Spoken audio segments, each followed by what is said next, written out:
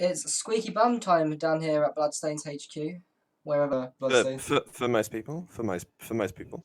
Well, we had a special guest today, and then he decided. Then he had to go. Then we went to ask Leon to come back because we sacked him last week, didn't we? Yeah.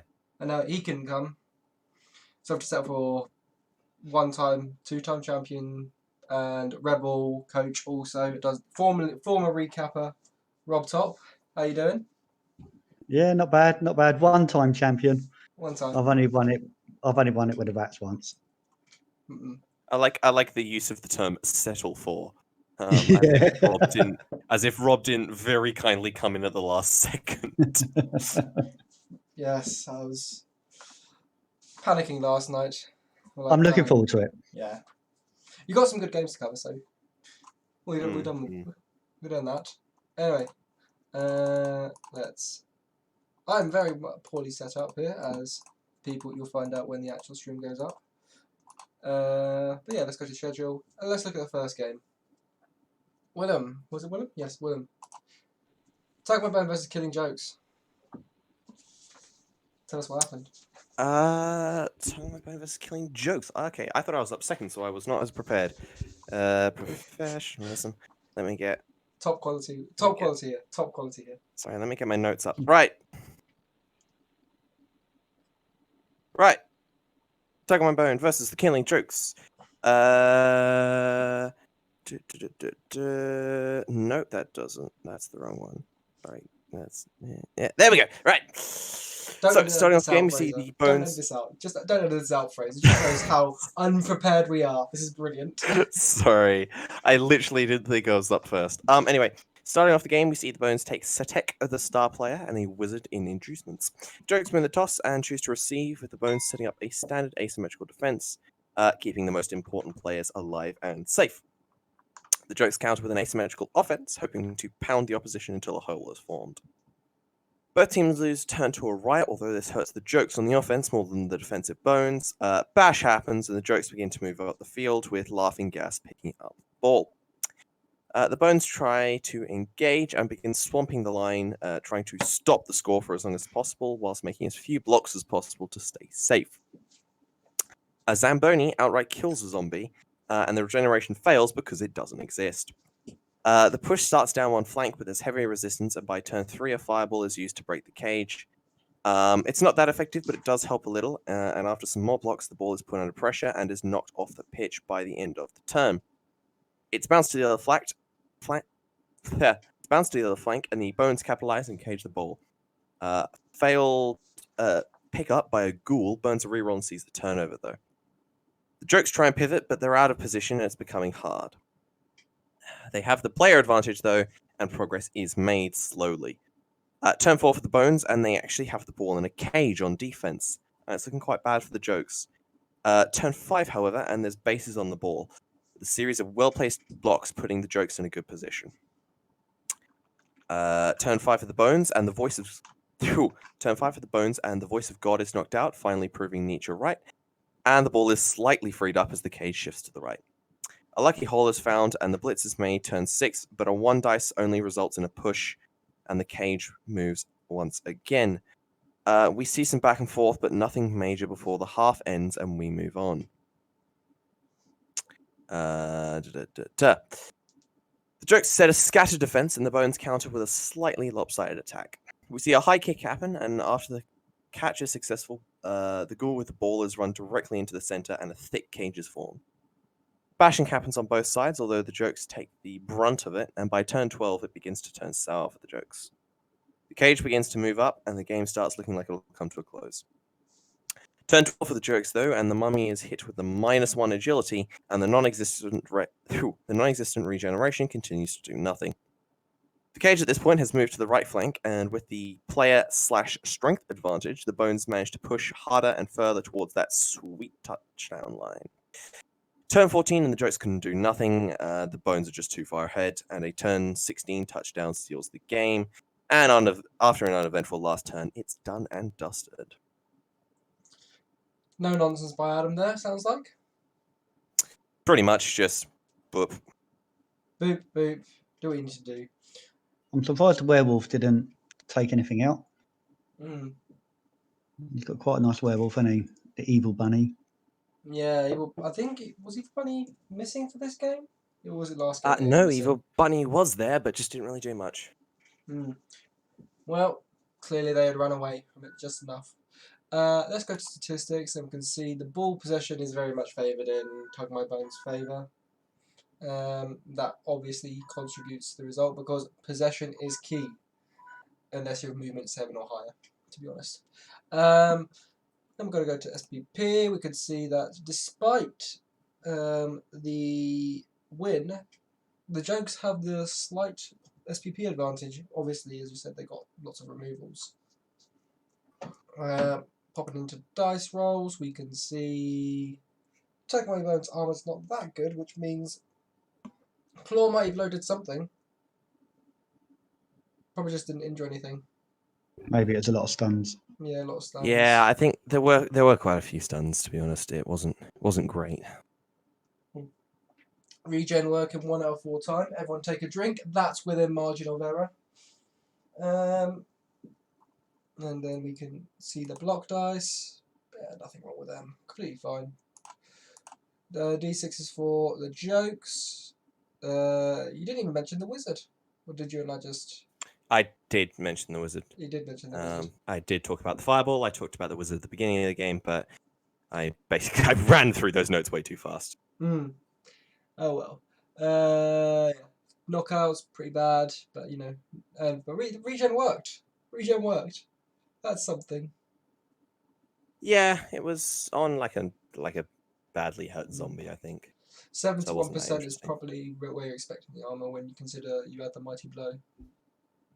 Yeah, probably. Probably. We don't have our armor guy. We sacked him. Yeah. Who cares about him? Who cares about him? Block dice. Little bit meh. Let's go with that. Just a little bit meh. We're gonna go out of that. We're gonna go look at the teams. I'm gonna see if we've got any level ups. Off to the bones first. Let's have a look at that roster, and we will see. The mummy leveled up. The mummy did get a level up, and it's got stand firm, which is a pretty good choice because you want to stand firm with your guard pieces. Hopefully he'll get a block. Hopefully he won't get block on his next skill, and Adam will have to decide to sack him or not. Yeah. Building quite a nice solid team there, isn't he? Yeah, getting all the basic skills, getting your blocks on your ghouls, getting your mighty blows and guards on your whites. I suspect we'll Nice and standard. we'll see dirty players on the zombies. I suspect. Yeah. Yeah, he's building nice. Nice team. You've played Undead a couple of times, Rob. What do you think? We've also got another level up for this team, and that is for the Ender of the Tyrant, who has got guard. That is new. We're going to go to the Killing Jokes. We can see that Yes. this team still looks as good as ever. Yeah, needs more guard, doesn't it? Yeah, needs more guard. Yeah. Do flash golems have access to block on a single? Blocks a single, yeah. Okay, so I suspect we're going to be seeing, we should be seeing guard on those two guys very shortly. He hasn't had a chance to take it yet, has he? Yeah. Luck of the Irish. And I'm pretty sure he's. I mean, the white taking mighty blow again could have been guard. Like you could have just had guard there, but I guess if you have dodge, then you might want to have that one as more of a hitting piece than a guard piece. Maybe. I still say that could have been guard. Yeah, I'd have taken guard because you got mighty blow on the wolf. You do more blitzing with the wolves, don't you? So, and actually, it's easier to position because it's got the dodge. So I would have just taken guard, so you can put it in nice little places. Dodge, guard, stand firm is a ridiculous combination. Dodge, guard, stand firm, jump up. It's just impossible. Yeah, but he's got guard all the way for the min, so that's something at least. I think ghouls are terrible, but if Chris wants to keep them, he can keep them. Adam has ghouls as well, and he says they're okay. And he's top of the leaderboard, so what do I know? You don't have much choice with an undead team, though, do you? I think ghouls are bad on a necro team. I think you only need one. I don't think you need two myself. I get the idea though. He's getting some sapping pieces in there because Yeah, it's nice having that movement. yeah, there's no one else that you could use for that. I get why he's gone for it. I just wouldn't. Anyway, All right, next game. next game, we have got Fate, Leather and Pleasure versus the Yorkshire Ripper. I believe this game's mine. Wow. Leather's on the offense. They have a wizard and a reroll as their purchases. Teams both receive a bribe on kickoff, and the kick is caught. Fraser sets up a screen and a half cage, giving the ball to giving the Orcs the opportunity to punch the line of scrimmage. Orcs go for pressure on the screen before fouling and KOing Bactrophilia before failing the bribe check on their player. So they didn't have Donald Trump for this game, did they? They didn't have Donald Trump, and I've No. heard rumours that we might not be seeing Donald Trump anymore. Ooh. I've heard rumours, and you can see why. Sorry. We'll talk about that later. The Dark Elves injure Aristotle in response and get a quality Witch Elf Surf to move the ball to the left. The elves are being put under pressure. The Orcs fail to surf the Witch Elf in response, and the elves make some risky moves the play to the right in a risky manner, handing off and dodging where they can. The Yorkshire Ripper burns 4 dice, failing to knock down the ball carrier. And then on the next turn, the elves move the play around the overcommitted Orcs, but leave an opportunity for the ball carrier to be hit. The Orcs kill Casimophilia with a Black Orc block, and on the same turn they kill Electrophilia, but this is appoed into a badly hurt. A very bloody turn for the Orcs. After the carnage, the Orcs go for the ball. They spend a reroll, but they do get the knockdown required. However, the scatter is slightly favourable for the Leathers, as gives the opportunity to run free and make a better screen than they did last turn. The Orcs burn their blitz to give themselves an opportunity to base the ball carrier, but this is naturally easily blitzed off, and the Leathers score 1-0. Orcs set up aggressively as they have 3 turns remaining to score. The Leathers get an extra reroll on the kick, and the Orcs do some damage on the line, and the ball is secured. The Leathers KO Painter and go for a deep defense in the middle, pressurizing the only goal-scoring threat. And on the side closest to the ball, they base up. Tactically, this comes to naught though, because the Nuffle stops the play with a handoff failure, and then Liam, not realizing that he can't throw and blitz with the same player, messes up the play the turn later. Oops. The Rips are down players at the start of the second half, which is quite surprising considering they're playing against Elves. 9-8 in favour of the Elves, who still have the Wizard, mind you. The kick is deep, the Leathers get a reroll, and they're looking good. However, they do set up dubiously on the line, and they are punished with 2 removals. The Elves don't go for an offensive on the ball, despite the fact that the Orcs couldn't actually reach the ball last turn. The Orcs injure Fraser's star blitzer Idrisophilia, with Ted Cruz doing a good job. Fraser tries to base the ball, but he burns a reroll too early and fails the GFI required to get in base contact. The play is moved up and to what we could consider slightly safe considering the amount of reels got so far. But Fraser uses a fireball. Gets down both the players protecting the ball, including the ball, and they go for the throw. They go for the pickup and throw. Pythagoras, the Black Orc blocker, intercepts.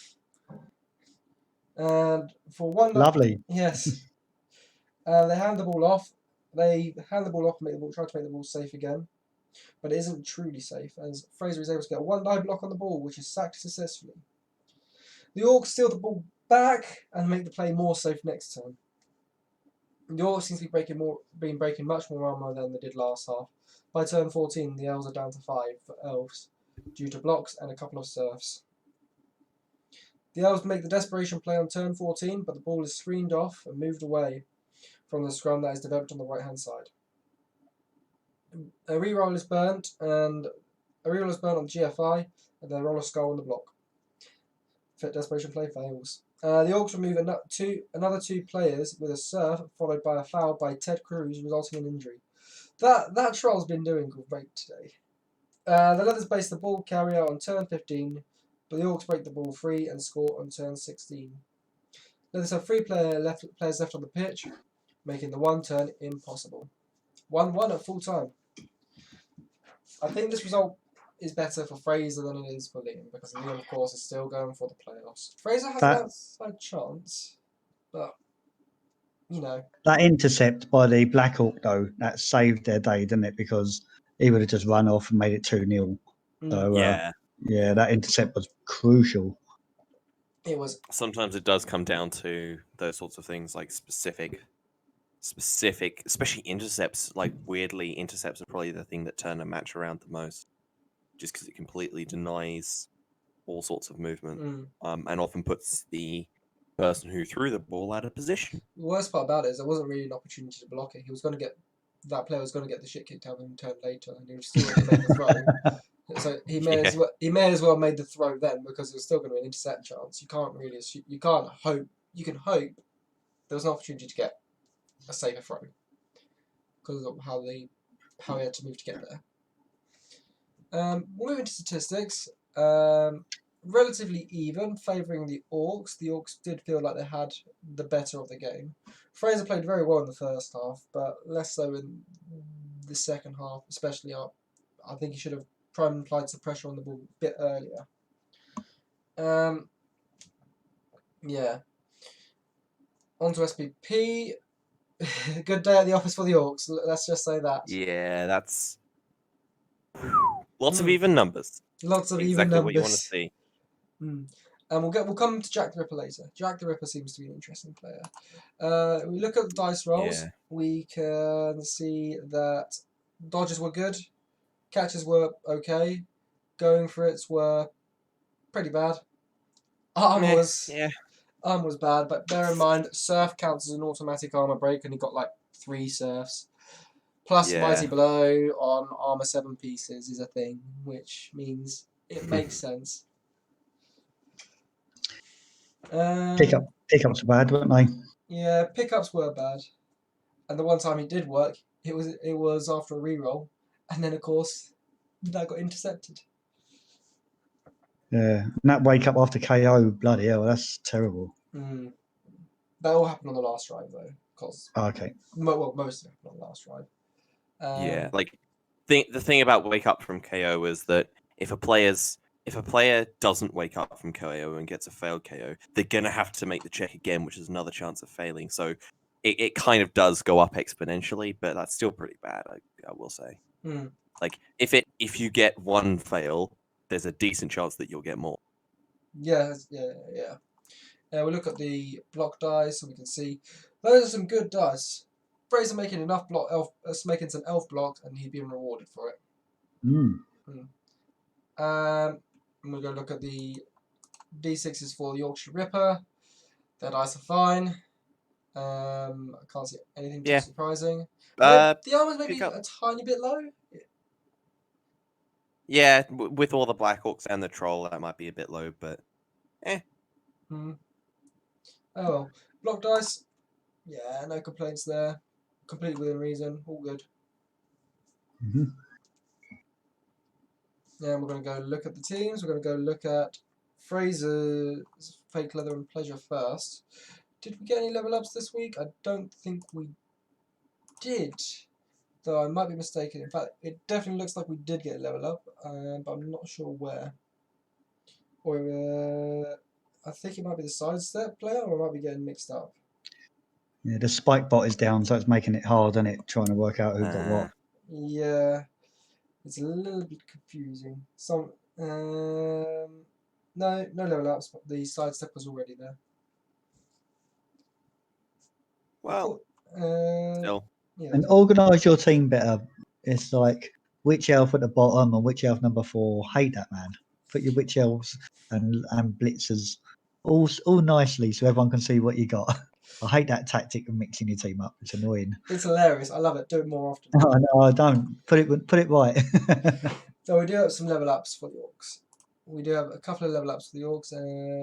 Let's go to the Orcs Ripper. We have Ted Cruz, the MVP of the game. We have to go and click on him to see what skill he got. Grab. Ooh, interesting. Ooh. Yeah. Interesting choice. What Get back here so I can punch you more. negates the sidestep. What would you take? Would you agree with the grab choice? Or would you take anything else, Rob? You don't have much choice, do you? He's already taken guard. Yeah, he's already got most of the strength skills. Multi-block. Yeah.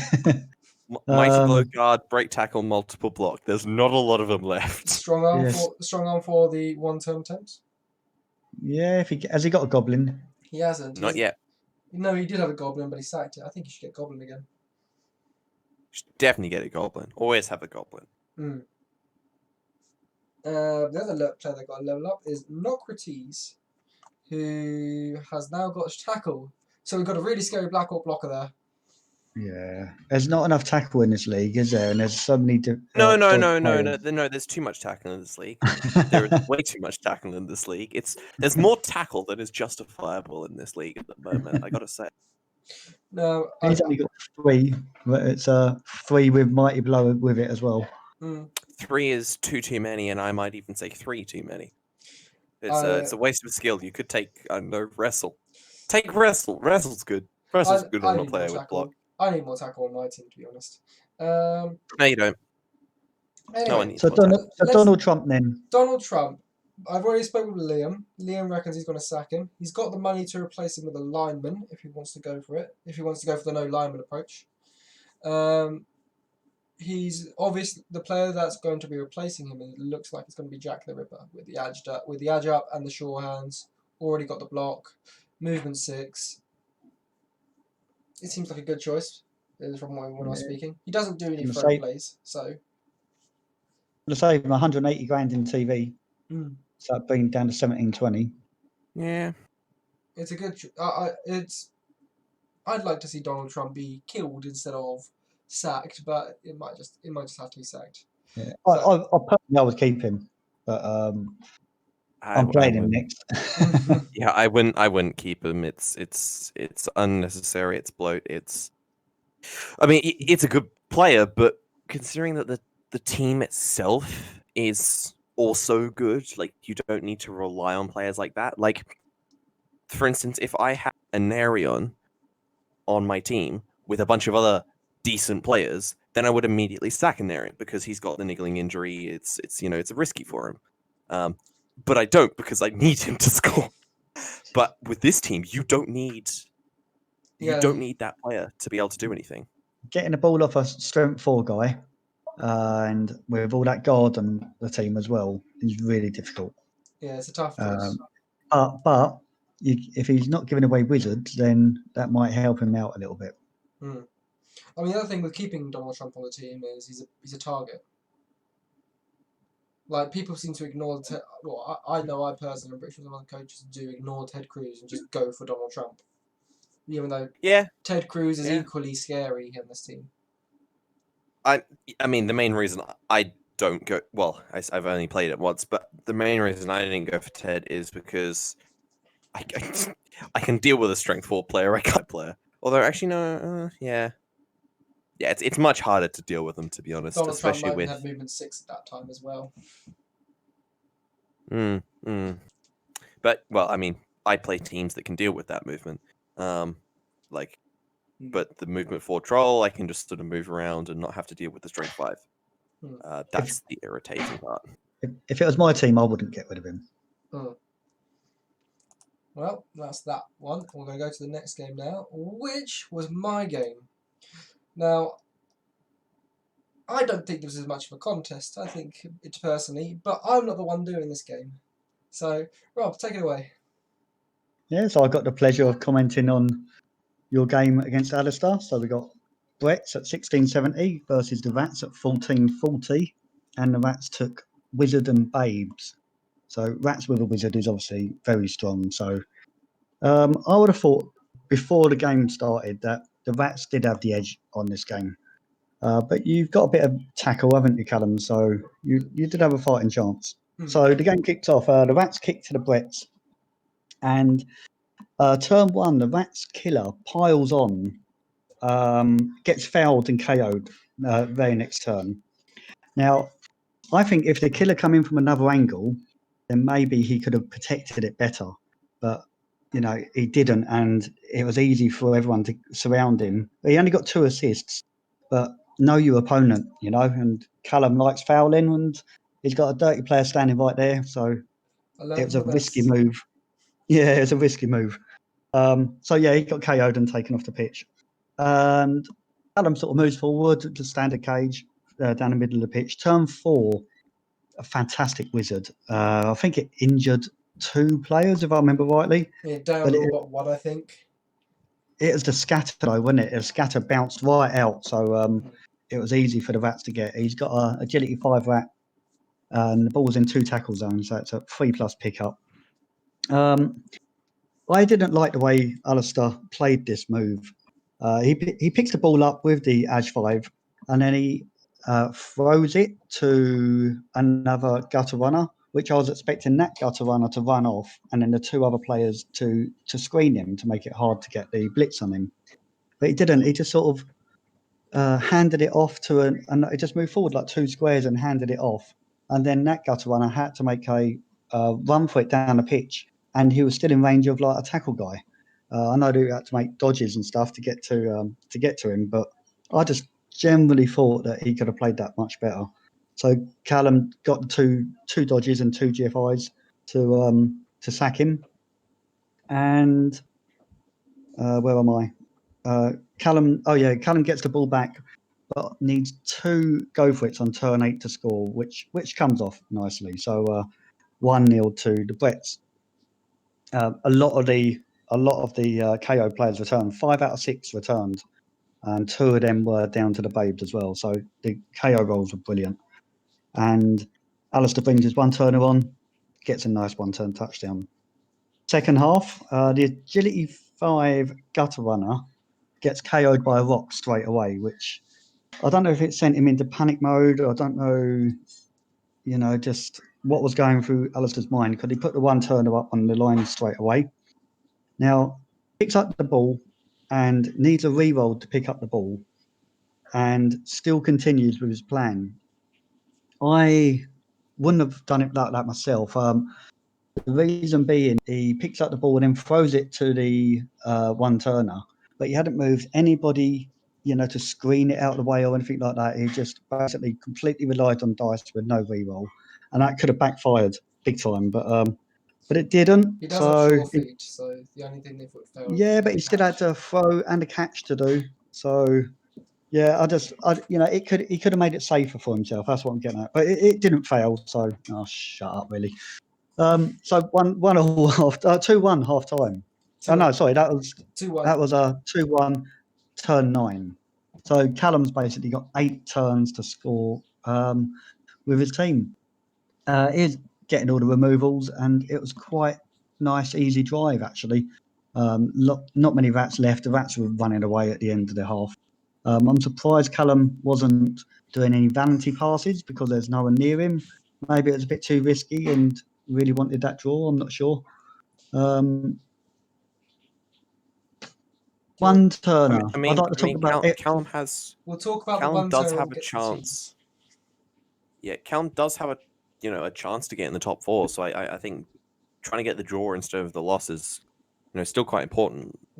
Yeah. There was the argument where you could have scored quicker and tried to get that to win, but I do appreciate that you're up against a team that can score really quick against you, so it could have backfired as well. Yeah. The ref was a bit of a twat.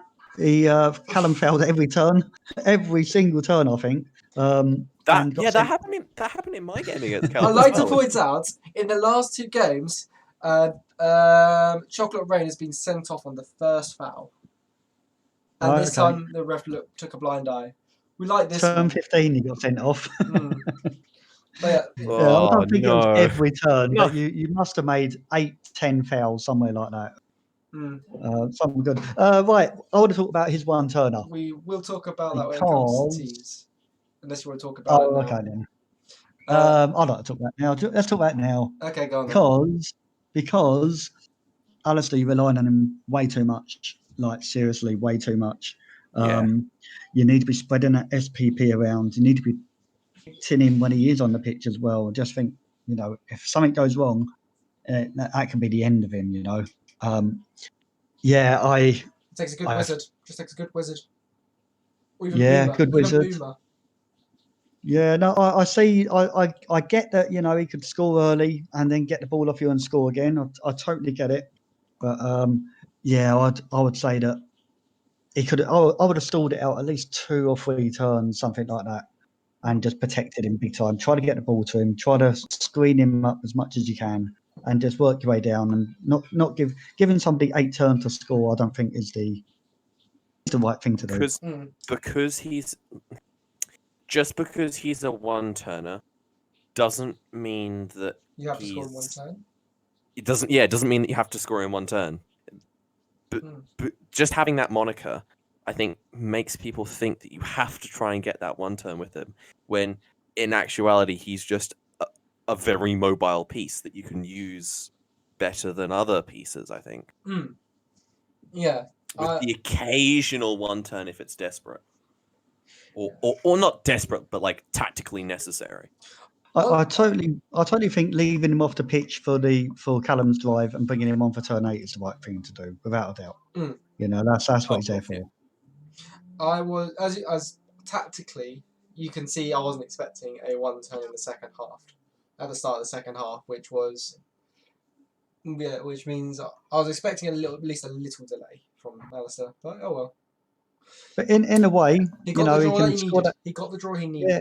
So yeah, he could have scored that 1 turner with the 1 turner, and then put him on the bench for your drive again. I guess he may be looking after him that way. I don't think the men. I can't remember.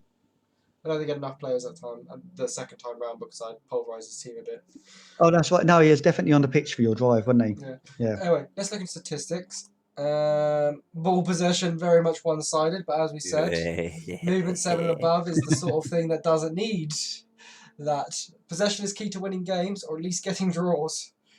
Yeah, 81%, and that's mostly in opponent's half. So, well, I say mostly. That's more in opponent's half. Yeah, that's the second half where he just walking it around and just moving around in the second half with nobody threatening him at all. But yeah, the same sort of running. Callum, did you manage to get the Callum special and do a little bit of a circle before you scored? I didn't do a circle. You did get your full meterage though, didn't you? Your full yardage. Did get the full yardage in. Because you've got to get those running yards. I outrun a Skaven team. Let's put it that way. I outrun a Skaven team. Yeah, mostly through styling on the last on the touchdown. I love that. Anyway, SPP. That's a lot of SPP. I think I've got 20. The Rats have got 16. Elf numbers from the totally not an elf team. Look at the dice rolls. My dice are pretty good. But my armor's not. Look at your armor, my God. 20% armor.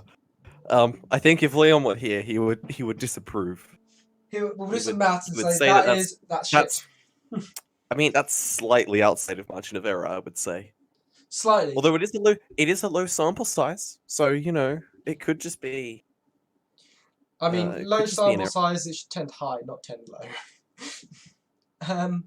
But yeah, injuries, I think that means 7 players didn't get removed or didn't get. Yeah, well, 7 players are only knockouts. Yes. So the success, the injury. So no, the injury is whether they get knocked out or not. So if there are 7 successes, means 7 players were not removed. Were not removed, and then 2 players were removed, and then the casualties are whether they got. Does that? Yeah, it's kind of annoying, and I don't like how they just present it as successes and failures because they don't explain what a success means and a failure means. But it's weird. But I think essentially it means that 7 players were only stunned, 2 players went off, and then for some reason it's 0-4 on casualties, which don't make sense. Maybe I don't know. Dodges, fireballs. Fireballs, yes, the fireball. No, because that counts as injury because you still have to make an injury roll for them because they could be stunned, not knocked out. Maybe. Anyway. So Blood Bowl 2 Focus confuses me Interactive. sometimes. Focus Interactive. Please fix for Blood Bowl 3. And don't just give us Blitzball or whatever it was. Block dice. Block dice. My block dice are fine. We're gonna go to the D6 of the rats. Their armor's equally shit. Okay. Their armor's equally You shit. didn't have many pals. You didn't have many pals. Yeah. Yeah. Mm. Equally, yeah, but his Yeah. arm equally shit. His D6 is equally shit. His injuries are probably equally good, I think, as well. To be honest. And then we go to the block dice, and we can see that that's a very small sample size. So proper elfing right there. Yeah. Good game though. I enjoyed watching it. Yeah. It was probably better to watch than it was to play from a Brett's perspective. Yeah. We're going to go to the Meanie Men, and we're going to have a look at their team. We have got at least one level up today. We have Doge has got himself block. I ummed and ahed for about 2 seconds before I said, yeah, block. Yeah. Block. I Block. I could go for another dirty player. In fact, another dirty player would probably be a good idea. But, block. 2 dirty players as well, nice. Yeah. Especially if you've got 13, 14 players. I will be getting another dirty player, I think. Just didn't choose it for them. We are going to look at the Undercity Vermin, and then we can insert our conversation about the Gutter Runner right here. Oh wait, we've already spoke about it. Yeah. Wow. Oh well. I think it was a good idea to just talk about it then and there, just to discuss it whilst we're still talking about the match. But yeah, But he's building the team nice. It's looking good. He's 13 players. I know one of them's missing next game, but it's good. It's a little bit top heavy. well, classic three- Skaven. Oh, it will be. It's classic Skaven. Six players with level 1, and then like 4 players with level 2, and then 3 players with level 4. It's a little bit top heavy, I would say. It's classic Skaven. It's classic Skaven. Yeah, you definitely want 3 players with 0 SPP to put on the line. So there's only 2 others that you want SPP on. You just got to remember. Look at the names: Bum Waste, Cesspool. He doesn't care about them. And I killed one as well last game. Who was called? I can't remember what it was called. But Daisy? No, it was Worm Food. Worm Food. That's what it was. Worm Food. But it's standard Skaven. Doing a good job. It needs some tackle on this team, without a doubt. Yes. Probably gone with tackle before the piling on, to be honest. But yeah. Again, I don't play Skaven. You do. Yeah, it needs tackle. Yeah, piling on's a great skill. It really is. But as I say, this is a bit of a dodge-heavy league. So, yeah, one of my problems with my team is there's no tackle, and it shows up in some games. So, I think he needs to get some tackle in before the semi-finals if he gets there. It's not as dodge-heavy as you think. I think there's only 3 elf teams in. Yeah, it just seems to be. Well, yeah, I suppose the 3 elf, and then you got the 3 Skaven, they're dodge, and then you got hybrid teams. You got dodge on the werewolves in it, and there is a fair bit. There's two teams of ghouls. There's a lot of dodge in this league, definitely. Yeah, but there's also a lot of bash that can easily deal with that, even without the tackle. I would say that the tackle is unnecessary at the moment. You say that we've only got there's only Matt's team at the moment. Like, yeah, the claws are getting there. But it's Matt's team. It's the claws. The Rippers have 3. How many does your team have? Well, we'll talk about them. Let's get back on point. Freddy's Nightmares versus the Forgotten Refrigerators. Willem, this is you, I believe. Yes, it was me. This game was interesting. Interesting. Okay, that's weird. Whenever Matt plays, he always plays very tactical, and everyone knows what he's doing. That was irony. It wasn't interesting. Oh. It was 2 teams standing for a lot. There's a lot of standing. That happened. So Raiders versus the Nightmares. The inducements see a wizard and Airlice, the star ghoul for the Nightmares. As we start the game, the Raiders win the toss, and both teams set up very carefully, very boring. High toss and a pest put under the ball, and Nurgle moves to form a cage and base players. Over the next few turns, the Raiders are pushing players up and trying to force the Nightmares away from the ball as much as possible. The Nightmares try and respond, but without as much strength, they just struggle to make any sort of space. Soon the touchdown begins to become inevitable. Turn 4, and we see some progress, however, and the Nightmares begin to make some openings onto the ball. Dreams are crushed, however, or perhaps Nightmares, I don't know. When the ball comes screaming down the pitch for the turn 6 touchdown after some heavy bash. The Nightmares try and set up for the 3-turner, but the ball goes very far forward and very far onto the flank, and a blitz puts them in a really dangerous position. In fact, the Beast of Nurgle is put under the ball, and the werewolf on that flank is blitzed into a surf position. The Beast rolls a 6, manages to actually catch the ball, surprisingly. You love to And see it's it. really not good for the Nightmares. We then see 3 turns of absolutely nothing, as players are bashed on both sides, and the ball just sort of sits there. It was literally just, they put the Nurgle under the ball and it caught it, so it just sat there for 3 turns doing literally nothing. And they couldn't get the ball back.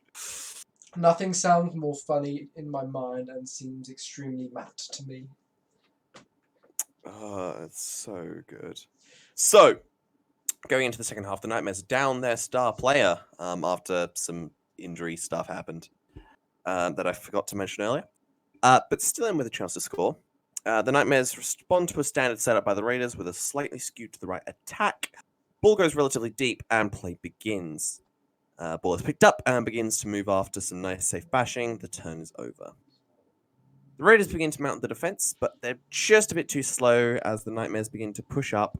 They're able to pick and choose which flank to push with ease and don't commit into it too heavily too quickly.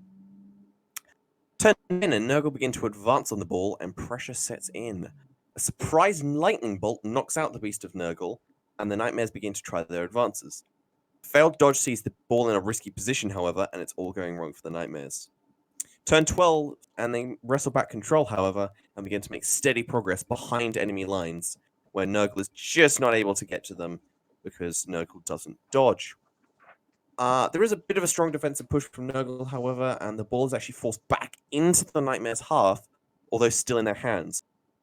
A surprise run down the flanks, however, sees the Raiders completely out of position, though, and an almost uncontested run sees the turn 15 touchdown after a nice quick dodge. Game ends 1-1 shortly after. An interesting game, kind of. It was mainly just pushing. Well, Matt plays Nurgle in a very 1-0 is how I'm going to do it way. Yep. It works sometimes it doesn't. But yeah. They're a hard team to score with, Nurgle. They're they are hard. easy to defend with, but trying to score them is difficult if you haven't got agility or movement on your team. And even if you have agility on your team or movement on your team, you might find some problems. Yeah. The way to play against Nurgle is run away quickly.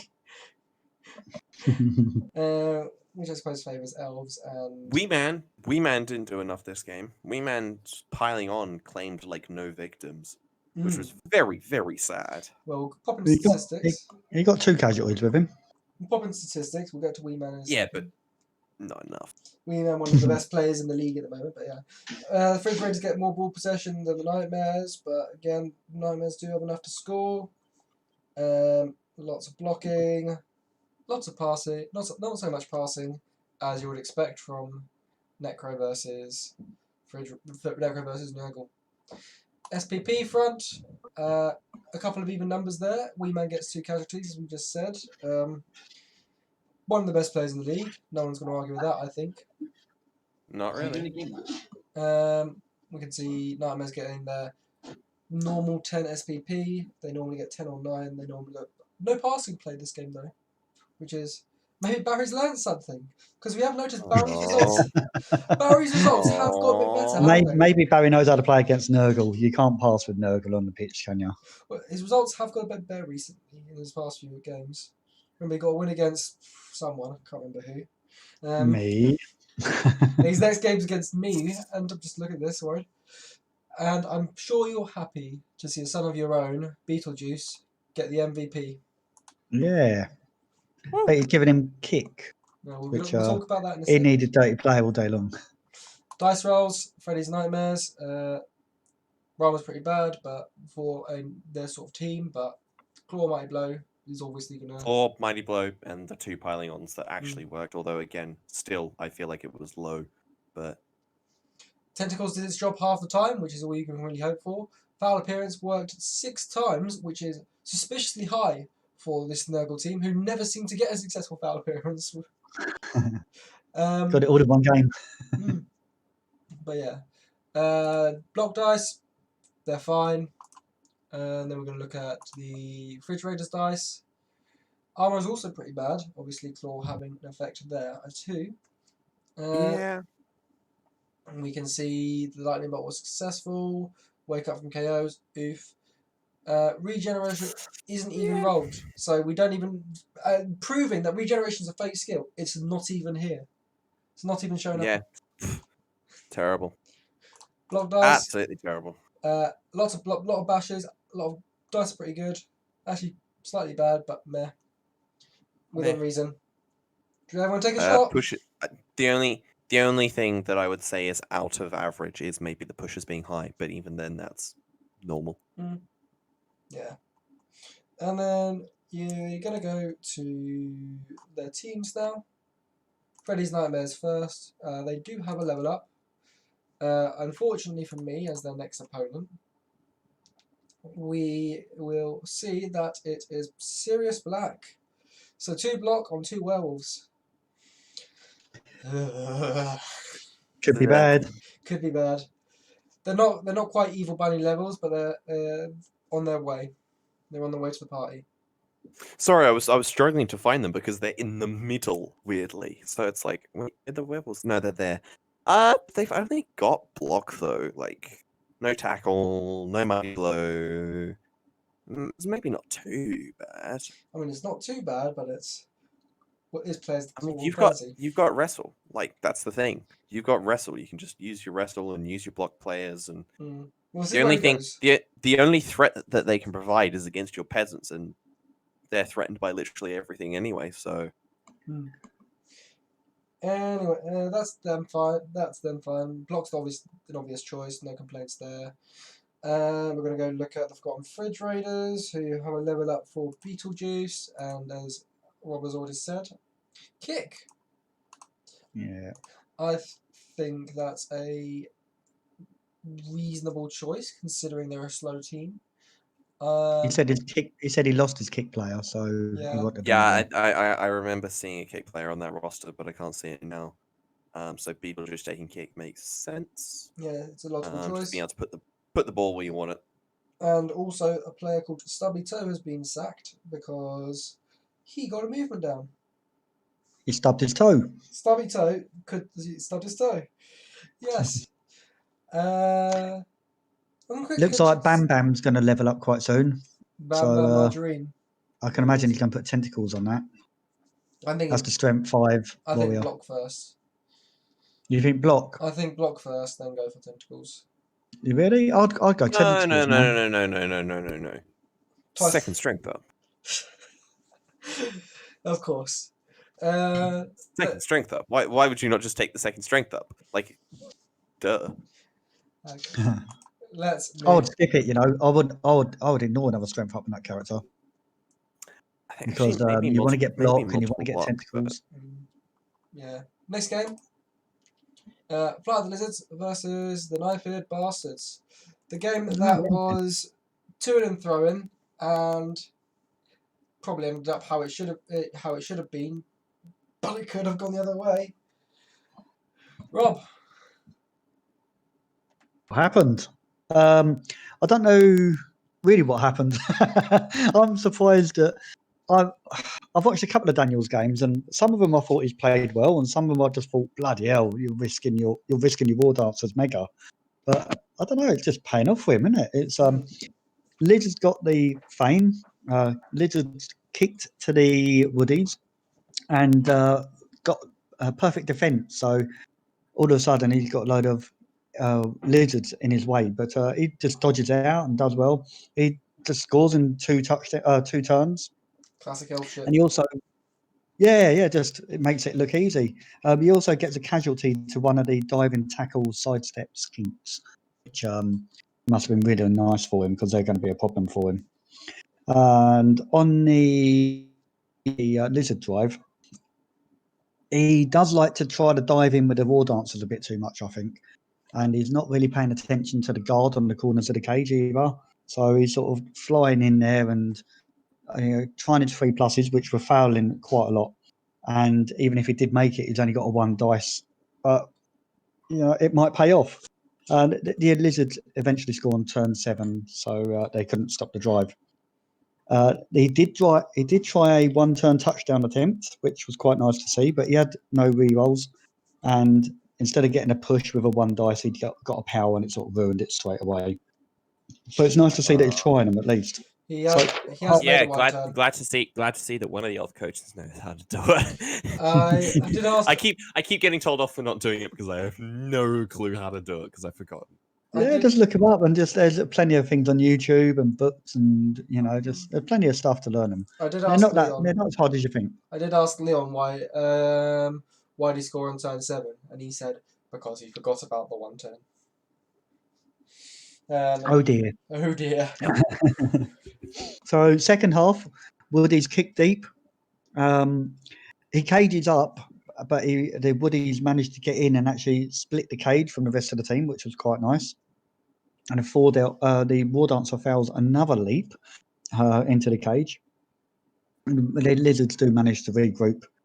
And finally, on turn 10, the leap works. He leaps in, does a 1 dice skull, but manages to re-roll it into a POW. And after a few failed catches, eventually the Dodge Lino catches a ball. And he manages to escape and he runs away and scores a couple of turns later to make it 2-1. It left Leon 3 turns to score. Right, so sorry to moan, but Leon, come on, guy, what are you doing? You need to set it up so you can actually score on turn 16. He just caged up and he was using skinks on the cage and he wasn't sending any skinks upfield to hand off to. And he got to his turn 16 and there was just nobody there to score, so he got held back. I'd say the difference between the 2 teams was the Wood Elves have got a lot of dodge in their side, and the Lizards have got no tackle, and it just seemed to make the difference. So it was a really good win for the Wood Elves. It looks like he's found a team that suits his playstyle. I can't Nice. have. I just really. I hope he does well, but I hope he doesn't win because I cannot have Donny be the first Wood Elf coach to win this league. He looks good, and he's building a nice team. So if he's learnt 1-turn touchdowns, then that's another string in the bow, isn't it? We're going to pop into statistics. We're going to see ball possession favours the Flight of the Lizards, but as we say, movement 7 counters possession. It's a fine performance, just not quite enough in some places. Looking at the SPP, we can see some proper elf numbers on the elf side. Just doing some quick math. 16, which is the lower end of elf numbers, but they're still elf numbers. And we're going to go to the dice rolls. We can see a lot of 1s, but where those are 1s is always very important for Flight of the Lizards. His go for it's pretty bad, so I think that's where the 1s were. Catch and go for it, both terrible. Yeah, my goodness. You'd hope at least one of those catches would have worked.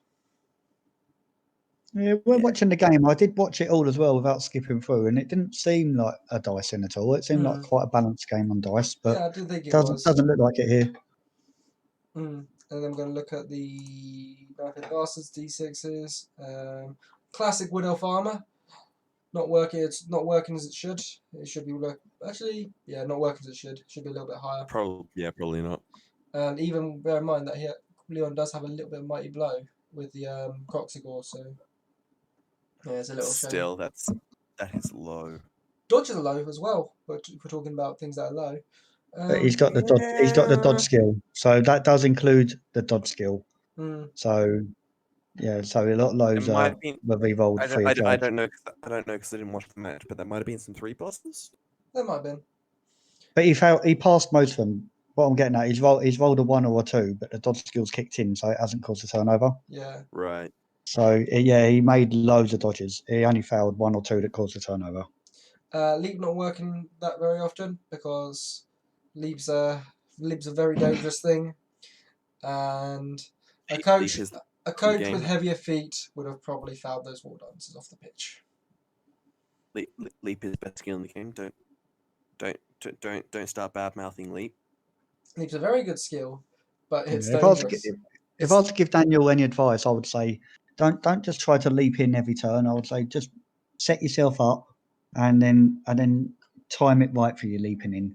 Try to make sure he hasn't got any guard on the corner of the cages. So when you do leap in, that you're actually going to get like a decent set of dice to take off him. I don't know if he's got strip ball or tackle on the war dancers, but that works really well if you're leaping into cages. Only leap when there's 3 turns left in the half or less. That's my rule. It works. There is other situations where you would want to leap, but generally only when there's 3 turns left in the half. So just keep screening them off and then attack them right when it comes to the crunch of it. Yeah. Yeah. Block dice. Dice are fine. Classic elf numbers. He ran away probably most of the time. And Flight of the Lizards, because we forgot the Flight of the Lizards block dice. Or a lot of bash, a lot of stumbles, lot of bash. Although quite a high amount of defense, so probably kept by the dodge, so it's probably not terrible. Just quickly for the Knife-Head Bastards, I know the sample size low, but the number of pushes is quite low. Well, generally, yeah, quite a lot of 1 dice and can do a lot of running. Generally, that's what you do. You run away with elves, so the block dice aren't really that relevant to them, but we show them anyway. We're going to go look at their teams and we're going to try and decipher them and see if there has been any level ups, because we can't access Spike for this game. That catcher's got a level up. Trail Hines got a level up. Sidestep, good choice. Would be willing. Would have probably taken. I think a lineman got level up on the MVP. I think I'll find out. I think it was Nimhuia. No, it might not be. Nimhuia. I think it might be him. Endaway. Endaway.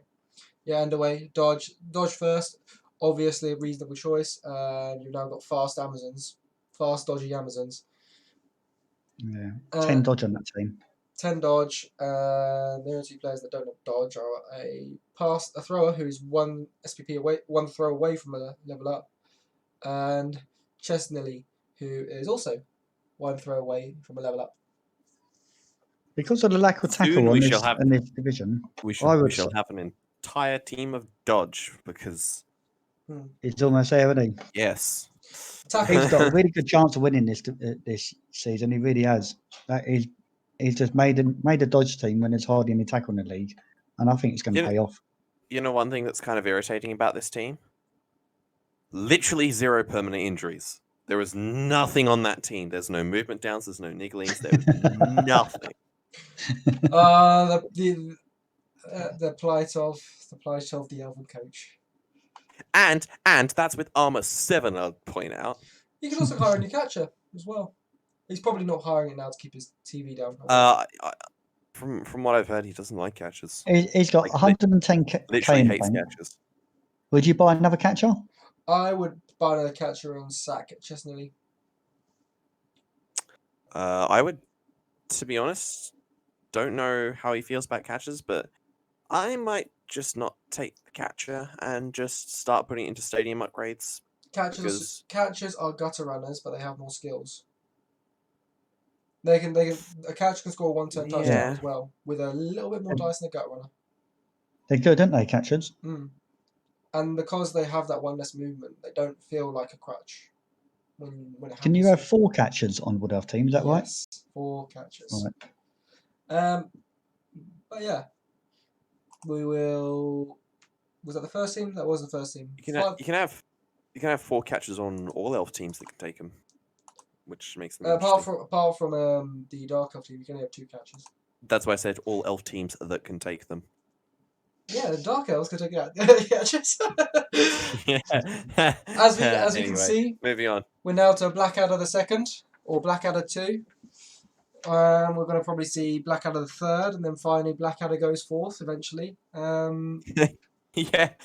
We can see that he doesn't have the money to sack any. He doesn't have the money yet to sack a bit of Fire and Lizard. He might have got a level up. I can't see any level ups. Maybe Crocker Enthusiasm. I don't know. Yeah, maybe. No, Crocker Enthusiasm definitely had guard before this game. There was definitely 2 okay. guard on 2 corners in those cages, wasn't there? So Alright. probably no level ups to Leon. But sorry if we're wrong. But Crocodile and Alligator taking up a lot of SPP, a lot of touchdowns from those 2 players. And we're then going to go to the final game of the week, which is Oh look, it's another loss. right then. Let's talk about an activity that is very common in Australia: surfing. Rob.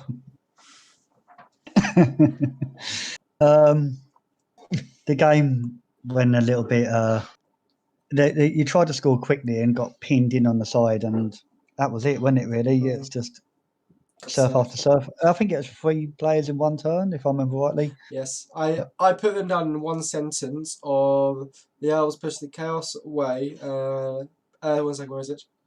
Due to being unable to pick the ball up, Elves tried to rescue the ball but fail, allowing for the Chaos to remove an Ethanar, get the ball, and chain surf injury Anarian.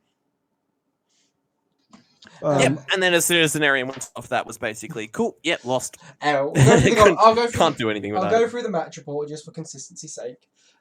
Elves on the attack, they go for their standard 2-tail attempt, but are unable to get as far as they usually do due to the first team playing a wide defence against them. Due to positioning of the downed warrior, the Elves get a 2-die blitz on the ball, but they get a push. Elves push the Chaos away from the cage, but they come back to chain push. Chain push to get 2-die on the ball. This does not knock down the ball carrier. Due to being unable to pick up the ball, the Elves try to rescue but fail, allowing the Chaos to remove an Ethanar, get the ball, and chain surf an Aryan. The ball becomes a bit of a scrum with a 5-player advantage. The Claws are able to eventually get the ball, and even with the dub skulls, making it a bit harder for them.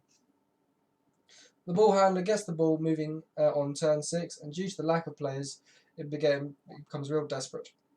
The Claws score on turn 8 with no pressure being applied, with a well done screen by Rob. Second half, 7 versus 10 in favour of the Claws on their attack. The Claws set up aggressive as there's some elf blood in the water. Weather changes very sunny, which certainly favours the Chaos. After kicking the shit out of the line, the Claws remember that they need to do some bowl to their blood and secure the ball. Willem, despite being down 6 players after a KO on the line, bases with desperation. But the Claws are able to secure the ball and secure a safe path for the ball. Elves try to screen off, but it's far too late for that.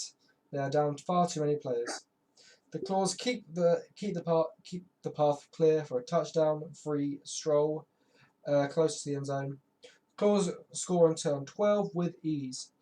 I can only assume they were going for 3, as that's not Rob's style. Were you going for 3, or were you just going for 2? I can't remember. I really can't remember. Wake up from KOs make it 8-10 in favour of the spiky side. Nice weather gives the Elves a helping hand. Elves go for their standard rundown play again, as the Claws set up a bit more conservatively with their defence protecting all their good players. The Claws base as many players as they can before going for the exposed ball, but only get a push. The Elves do their best dodging through all the tackle zones, score 2-1. Didn't you do that without? I think you did that without a reroll as well, which has made it a bit more irritating to watch. Another KO. What can I say? literally any game, I will lose it. However, there is absolutely no chance that I'm not getting a touchdown. I will get a touchdown in every single game, but I'll lose most games. Anyway, there's like 5 more lines left. Another KO wake up gives the Claws a full roster again. Cheering fans rally for the Elves, but the Claws do their standard damage on the line before snaking the blitz, leads to an injured goat. Clearly, Willem doesn't want to win the game because his first action is a 4+ desperation dodge, which certainly was not yet needed. The Claws screen off ready for an epic 10-16 pass play. The Elves try a 2-die uphill against the ball, which fails. Sadly for the passers amongst us, the pass play fails, meaning the score ends 2-1. So Willem's best drive was his drive where he started screening off. If you were doing that in the first drive of the second half, if you were doing that in the first half, if you're doing that after you got and decided not to go so determined to score so quickly, you might have got a draw there. I think. I think all the strength was putting you off a little bit because you got no guard and you're up against 6 strength 4 players. It's hard to see a way through, and Yeah. you're not the quickest team either. You know, you've only got 3 players that are quicker than me. So I think it was a real uphill battle for you. I mean 4, but yeah. Yeah. Because I've got 2 catches and 2 blitzes. Mm. But Did play. There were bits where you played very well. There's bits where Willem played very well, but Rob is the better coach. So yeah. I got lucky when you failed that pickup or throw or whatever it was, and your players ended up all scrunched up on that sideline, and then I managed to get some nice pushes, and it just worked out really well pushing all your players off. It was a beautiful chain surf. Beautiful chain surf. Yeah, I had to do a 4+ pickup for it to work, which was scaring me a little bit. But apart from that, no, I just think it was really unlucky that it turned out like that for you. And as I say, I think that was an uphill battle, that game anyway. yeah. Yeah, that blitz is brilliant, but he didn't have much to do in this game, did he? No, I think one of the reasons it felt so sort of lopsided was, again, this team is not a bad team if an Arian's on the pitch, and then if an Arian's not on the pitch, then that's a 9-player team that with basically no skills outside of the thrower. So I can't really do much. It's getting there. I know what it's like when you got a superstar on the team. He ends up doing everything, blitzing and getting the ball and scoring. It's so hard not to use him. Yeah, I was about to say, if I don't put an Arian on the pitch, so after this game is when I managed to get my 10th player. If I didn't put an Arian on the pitch, or if an Arian got badly hurt, like turn 1, 2, 3, then I'm playing the game with 8 players, none of which have any decent skills outside of maybe the thrower and a little bit of dodge here and there. So it is very hard with this team, especially when an Arian goes down so quickly, because I have to play aggressively with an Arian to be able to do anything. Are you keeping the team for next season? There's some lizards that might be coming in, and that's the thing. Depends. Yeah, it depends how the side league goes. Yeah. Lizards might be coming in, but my list are progressing very I'd literally spend the rest of the season just trying to get the levels on the players you want them. Just trying to get the movement up guy another level, and trying to get your blitzer another level up, and just try to build the team to have a good start for next season if you can use them. I'll do that anyway because you might want to bring them back if you want at some point. Let's go to statistics. Yeah. 25% ball possession for the Leviathans. Again, they're a team that can just about get away with not needing ball possession.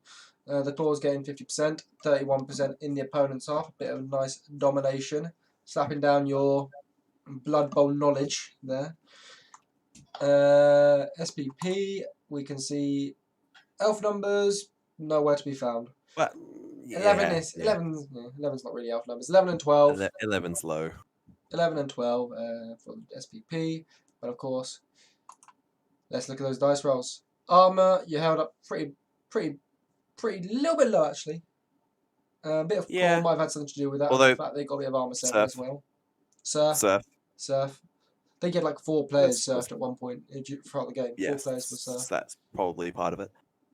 Your dodges, you're making a lot of 3+ dodges, so that 68% seems almost reasonable. Wake up from KO. Pretty terrible. Wake up from KO is terrible, but again, as we discussed earlier, if you fail, you're gonna fail again. Go for it. 3-3. It's exactly what I like to see. Yeah. That's low. That's. Well, I mean, again, low sample size, but you would expect it to be 4-2 if it's within margin of error. That's outside of it. you got to remember, the more d6s you roll, the more likely your turn is going to you're going to fail. Your turn is going to end with a turnover. The more d6s you roll. Yeah, but I need to roll d6s because it's the only thing I can do. Anyway, block dice. Classic elf numbers, making like Sir Robin and running away. We're going to look at the Rob's Claws d6s and low sample size and everything. Lots of 100%. Armor 80%, probably about where it should be considering.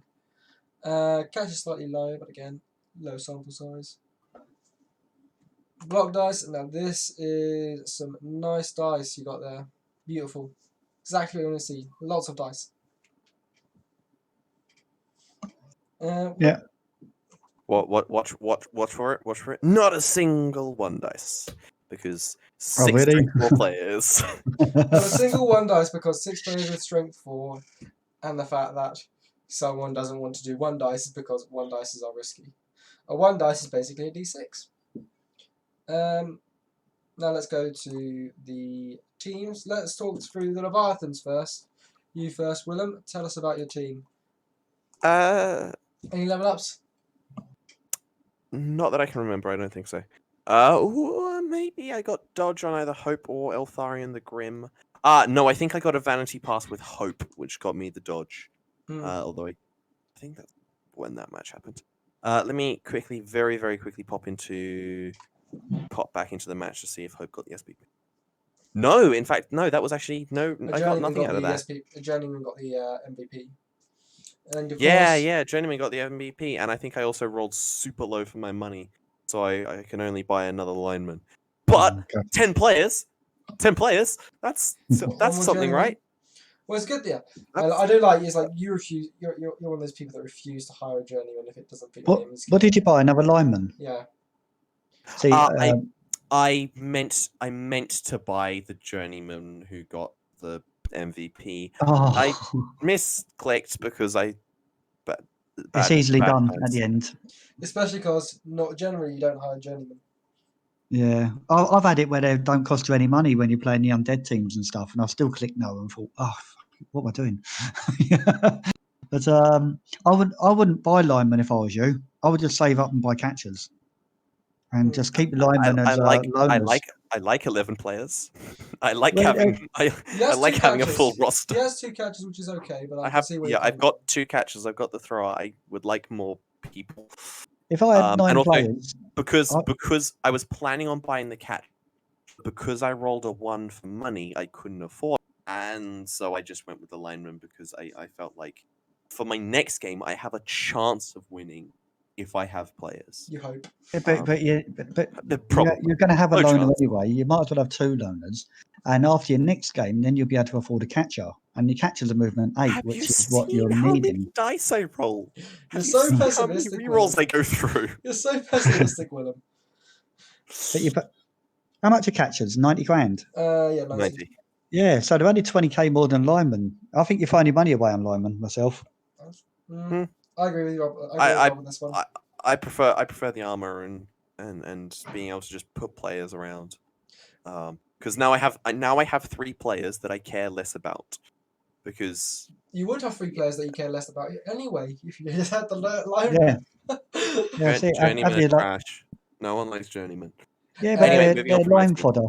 Yeah, they're line fodder. That's what they're there for. Rob, you did get some level ups. I got loads of level ups. 4, I think. 4 level ups so we've got. Let's go down the list. We have Sephi, who is now block diving tackle.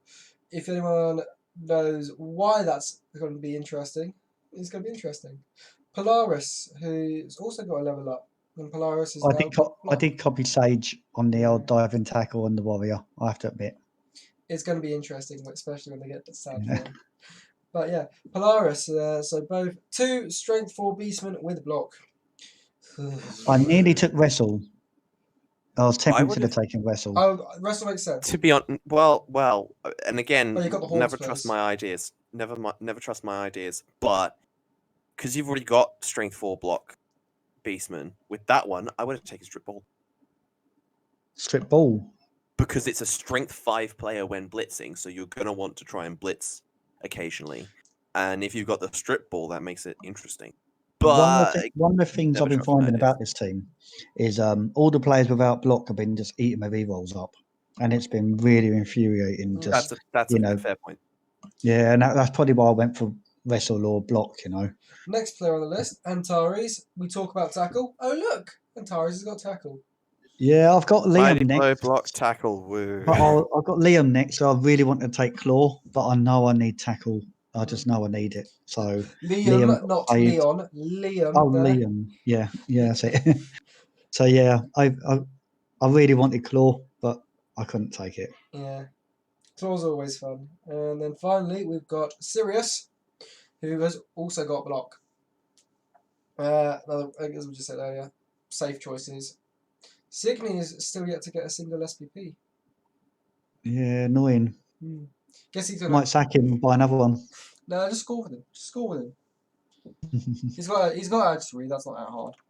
Anyway, we're now going to look at the league table, guys. And we can see at the top we've got the Wood Elves, the Knife-Head Bastards, and Tug My Bone sharing top spots. Just below them, 2 points lower. We have the Undercity Vermin. 1 point below them is 1 point below them. No. 1 point below Alistair. We have Matt Nurgle, who are holding on to that 4th spot. But the top 4 have got to play each other next week, so there's blood in the water for the Bretonians and the Mealy Men and the Yorkshire Ripper, and even to the Claws to an extent. Below that we have the Flight of the Lizards and Fate, Leather and Pleasure next to each other in the league table. Then the Necromantic pair, and then finally at the bottom, strongest coach of the lot, holding everyone up, Willem. Done math. I did some maths and I worked out that everyone down to Barry still has a chance. That probably wasn't that hard to work out. Anyone down to the Claws has a reasonable chance, and effectively, the Ripper and the Mealy Men are fighting for the 4th space because there is so much infighting amongst the top 4 still to go. It's tight. I've been working it out week after week, and every week I'm 5th, so it ain't looking good for me. But I'm really enjoying the top 4 fight this season, and it's super close and really entertaining actually. Generally, if you get 2 points a game, you're going to get into the top 4. But 2 points a game might not even be enough to get you into the top 4 this season. Yeah. It's that close. There's some real like high contrast in scores at the moment. Like, you know, We'll see what happens. Very, very, very high scoring and very, very well. In fact, actually, there's a lot of very, very high scoring at the top of the league, and then only a couple of people with very low scores. Like me. So basically, I'm kind of like feeding a lot of the top teams, to be honest. Yeah. So Barry surprised me being a bit down low, but Daniel has been Chris surprised me this season first as well. place. Well done, man. Chris has surprised me because remember he won the neophyte. He won a neophyte league with the Killing Joke. So it surprised me that he's a bit low. His form has picked up the past game or two. So he's still gonna cause problems, and so is Barry. So best be warned. I mean, it just shows you how tough this league is at the moment. Like Barry, former champion. Though, let's remind ourselves. Yeah, former champion that's Barry. No one realizes that. No, Barry's a former champion. But yeah, here's a quick look at this week's schedule. Bones versus the Raiders. The Vermin versus the Bastards. Top 4 playing each other, of course. Ripper versus the Claws, which is going to be an interesting match. Those are below me and above me fighting each other. Jokes versus the Leviathans. Battle near the bottom. Leathers versus the Lizards. That's going to be an interesting game to watch because not much tackle on the Leathers, but yeah, might have blown. We'll see what they can do. And then Meanie Men versus Freddy's Nightmares.